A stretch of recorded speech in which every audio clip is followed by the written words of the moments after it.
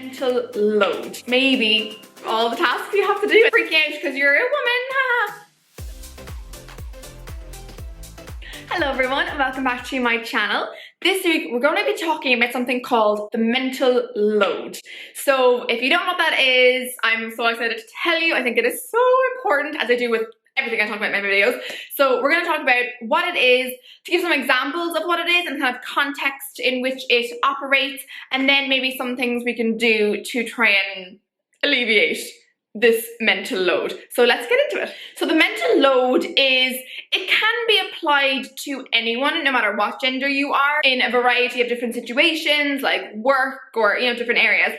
But it really was kind of coined by feminists in regards to the invisible labor that women do in the home. As I hope we all know by now, even in the 21st century, the majority of housework is still done by women, but even when there is maybe an equal division of tasks, very often the woman is the one organizing the tasks, and she's the one who has to think about and delegate the tasks. So even though she may or may not be doing some of them herself, she has to think about, okay, these need to be done, okay, who needs to do them, okay, when do they need to be done, and all these things. And all that overthinking, not overthinking because it has to be done, it's not even, that's the wrong word. All this thinking, all this mental energy is there, and it takes away from other things in life. It's sometimes called worry work. Like you're and again, I some of these are kind of gender coded. Like women worry too much. Like it's not that. Like they're things that you legitimately have to worry about. You have to make sure that they get done. So things like worry work. Cognitive labor is another one, which I think is I love all the names. They're so good. Cognitive is like thinking, like brain thinking, labor. Or things like mental gymnastics, like they're constantly just having to think, okay, this is there and this is there, and just all that space is taken up. Other things are, like mental burden, or even just the kind of the metaphor of like a heavy weight. It's, it's kind of an extra weight that's always there in your head. One study published in the American Sociological Review described it as, and I'll have it here, the responsibility of anticipating needs, identifying options for filling them, making decisions, and monitoring progress. So it's like, again, even if you're not the one who is actually doing the task, you have to think about it. It needs to get done. You have to assign it to someone. You have to think about, okay, who's going to do it? What's the best, who is most fit to do this? And then you have to make sure that it actually gets done.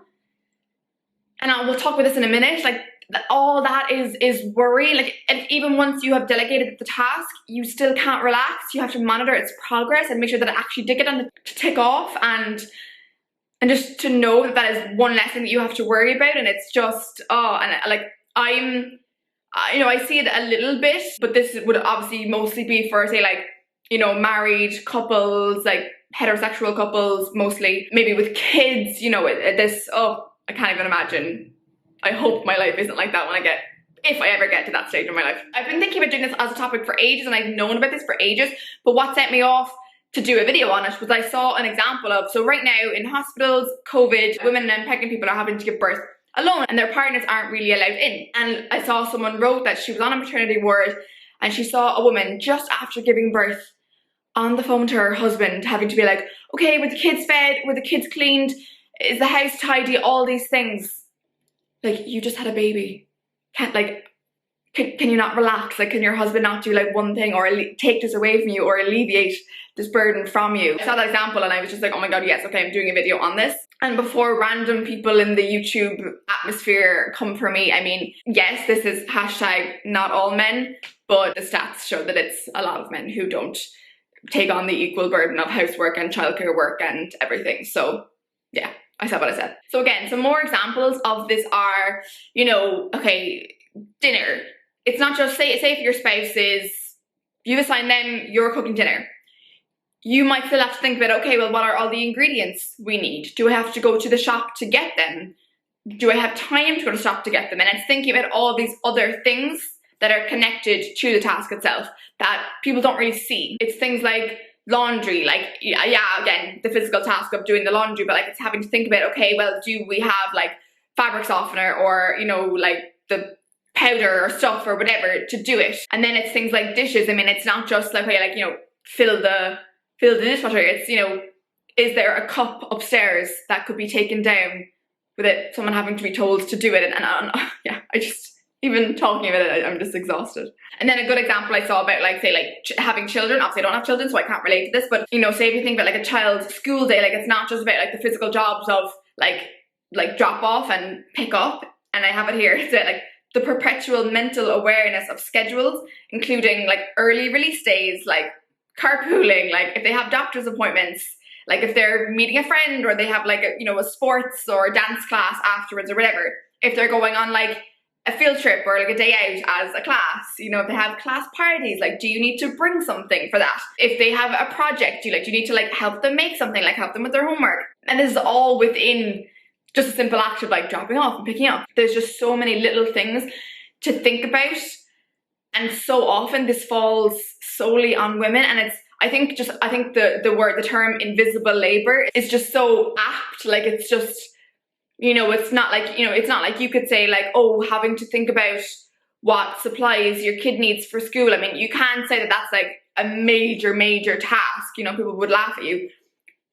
But it's mental energy that's going towards it. I mean, that's combined with all the other mental things you have to think about, as well as maybe your full-time job and looking after a whole house. Like it's just so much, and it's invisible, and no one sees it because they just assume that it gets done because it always has gotten done. And very often, because it's invisible, there's no thanks, there's no acknowledgement, there's no gratitude. It's just, you know, men and husbands and fathers just assume that this stuff gets done. And I think for me, as I've mentioned a couple of times, it's the mental space that you can't get back. Like, sure, yeah, if the house is divided equally in terms of like who does what chore or whatever. Say if a man, he takes out the trash, like, you know, the classic stereotypical things, he cooks, he does the food shopping or whatever, like he only has to think about those topics. So in his head, it's like, okay, those things, it's very clear.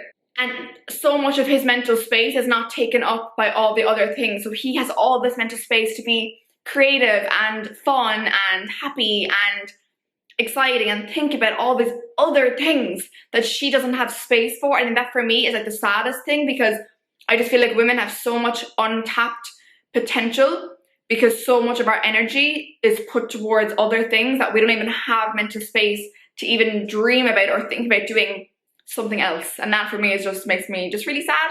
And then, you know, one thing I saw when I was kind of researching for this video is the kind of classic, if a woman then complains about the mental load being too heavy, the husband, the partner will say something like, oh, but you should have told me. Oh, like, why didn't you tell me? I would have done it. And like, that's all well and good, but it's like, they shouldn't have to tell you. It's not like, it's like when a person says that, it's that they assume that you are the project manager, that they are not willing to take on that mental load, that they are waiting to be assigned tasks like they're 5 years old. Like it's all well and good saying, oh, you should have told me, I would have helped you. It's like, we shouldn't have to tell you. Like you should just take the initiative and do it. And I know I'm not married, or have kids, so I can't speak about this from any great personal perspective, but like it is staggering how many women talk with it. And even if you Google mental load, you will see story after story after story after story of women talk with the exact, it is a phenomenon. Like this is not something that is just, oh, la-di-da, airy-fairy. This is a very, very real thing.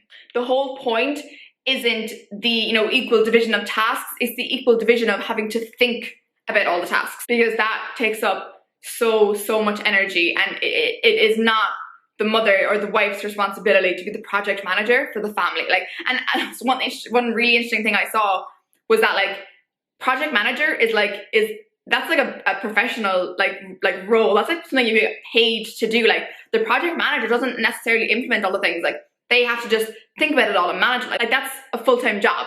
So like, why do we expect women to do that? Like it's not easy. It is a very, very real thing that people are actually paid to do. She is not the project manager. She is not the oversee, omniscient, be-all, end-all person who you go to. Like you are a partner. You are together. Think. And I think as well, just one thing I thought of for this video was just that the whole word nag, women are constantly told that we're nags. for asking for things. And it's almost like in this instance, like people will say, oh, well, you should have told me. But it's like if they had asked you or told you, like they might be perceived as a nag. And it's like, again, it's just the classic woman experience, like damned if you do, damned if you don't. And it's also just like a major responsibility. Like if her job is a project manager and to, you know, delegate tasks or be in charge of it all, then if something goes wrong, like that falls back on her then. Like that's such a big responsibility to bear. It's really just taking on that mental energy. And like I was researching for this, and I didn't see any major like this is how you solve it, but there are some things I guess you can do. So let's talk about those some more. First thing you can do is, and again, this is not to add to all the tasks you have to do and the mental load of things you have to remember, but I guess the first thing you can do is communicate and tell your partner that this is a thing that you are.